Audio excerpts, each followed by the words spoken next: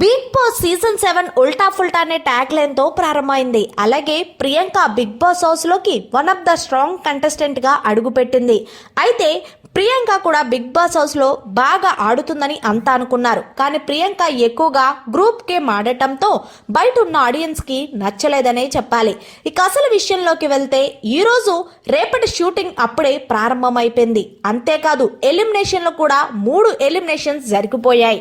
ఇక ఇందులో భాగంగా ఫైనల్ కంటెస్టెంట్స్ గా 6 కంటెస్టెంట్స్ ఉన్నారు. ఈ 6లో ఈ రోజు 3 ఎలిమినేషన్ చేసి రేపు 3 ఎలిమినేషన్ చేద్దామని ఫిక్స్ అయ్యారు.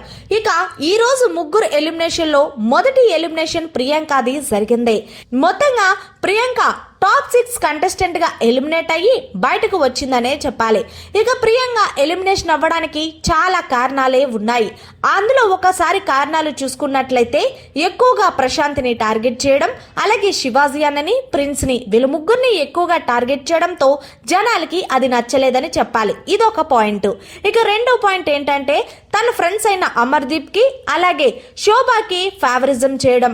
శోభాకి ఒకనొక టైంలో ఎవరిని వాష్రూమ్ కి వెళ్ళమని, ఈవెన్ వాష్రూమ్ కి వెళ్ళొద్దని చెప్పడం జనాలకి ఇంకొంచెం అస్సలు నచ్చలేదు ప్రియాంక. సో అప్పుడే డిసైడ్ అయిపోయారు వీళ్ళ 3 స్పా బ్యాచ్ ని బయటికి పంపించాలని. కానీ స్టార్ మా వాళ్ళు 2 ఉంచుకున్నారనే చెప్పాలి.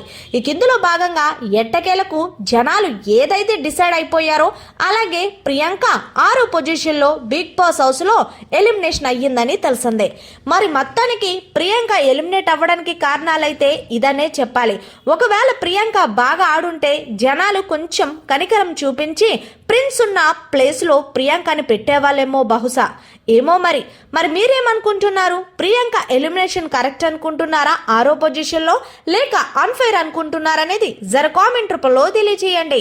మరిన్ని లేటెస్ట్ అప్డేట్స్ కోసం చూస్తూనే ఉండండి మన ఛానల్.